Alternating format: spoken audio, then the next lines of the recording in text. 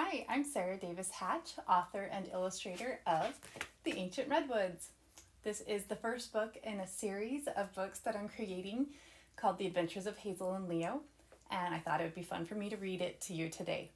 I thought it'd be a good way for us to end this fun dinosaur week where we've been drawing dinosaurs all week. Okay, so here it goes. First page.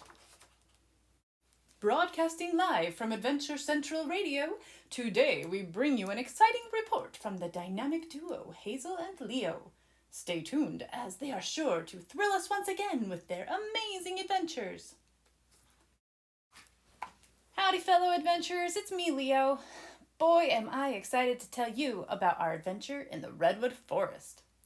Started out like any other day, just your basic family hike through the woods.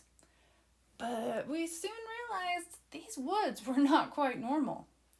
Hazel, my twin sister, said to me, "Dad told me that these trees are the oldest trees in the whole world." Whoa, this got me thinking. Had we just discovered an ancient forest? And if so, was it possible we'd discovered a place where dinosaurs still roamed the earth? The next thing I knew, the trees behind us started rustling. Did you hear that?" I asked Hazel. "Hear what?" she replied. "Fellow adventurers, that's when we saw it. You won't believe me when I tell you. Maybe I shouldn't tell you. It's just too scary. But you can handle it, right? Okay, here it goes. We saw a big, glowing green eye with a dark slit down the middle. It was perfectly still, staring at us through the trees. I looked at Hazel, and she looked at me. We yelled, "Run!" We didn't get far before the trees shook again, and out charged a T-Rex. I'm not even kidding. There was a giant T-Rex with razor-sharp teeth chasing us down the trail. The ground shook as it ran toward us. "Leo, look!" Hazel shouted, pointing at a stream. "I read that going into water can mask your scent from predators." Of course, I'm always happy for any excuse to jump into water, so I gladly agreed to the plan. We jumped into the stream with a splash. And not to brag or anything, but I'm pretty good at hide and seek. Standing there in the middle of the stream in plain sight was a sure way to be found, even if the T-Rex couldn't smell us anymore. So I suggested, let's go hide in those ferns. Hazel nodded, and we quickly ducked behind the ferns, just in time too, as the T-Rex slowly stalked by. Suddenly, he stopped and turned his head back toward us. We were sure he somehow knew we were there.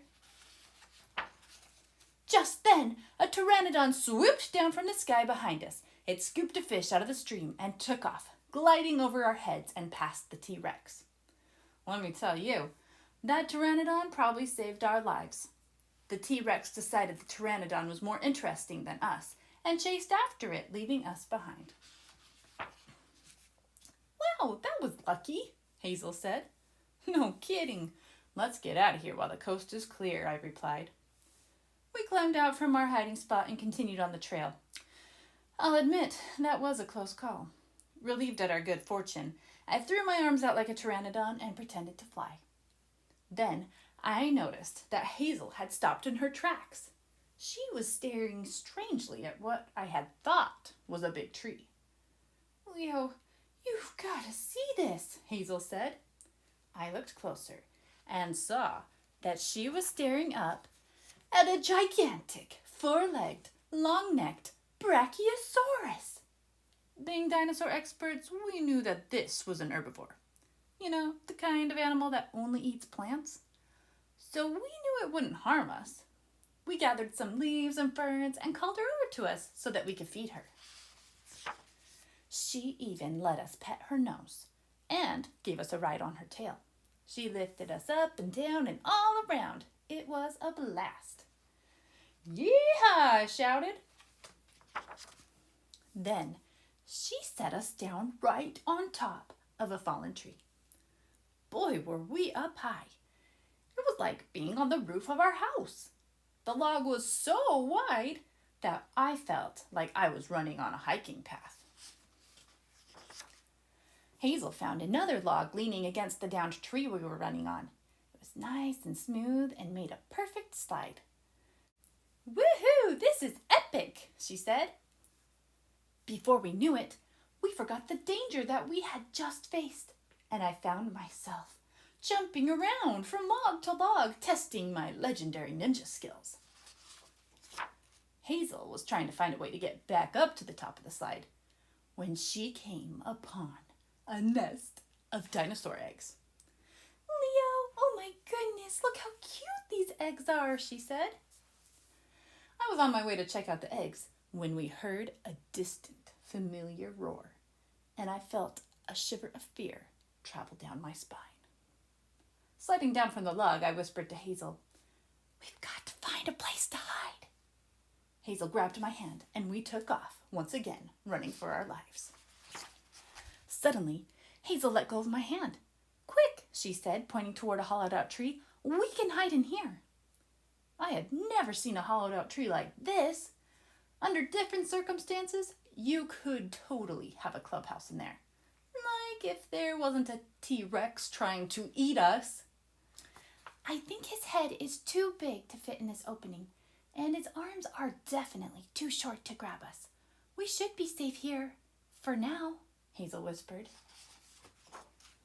Hazel and I crouched in the tree as far away from the opening as possible. Outside, the noises got louder. "I can hear him sniffing around," I whispered. Hazel and I held each other tight, certain he would find us. Then a shadow crossed in front of the opening. "Mom?" we exclaimed. "Phew," she said, smiling at us. "Finally caught up to you guys. Why do you keep running away from me?" "Wow, this is a cool tree.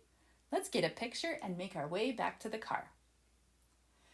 Well, my fellow adventurers, as you can tell, the T-Rex didn't get us. Mom must have scared him away. We'll see you next time with more exciting stories to share. The end. Well, I hope you enjoyed the book, and I hope you have a great day adventuring and bringing your imagination to life. Bye.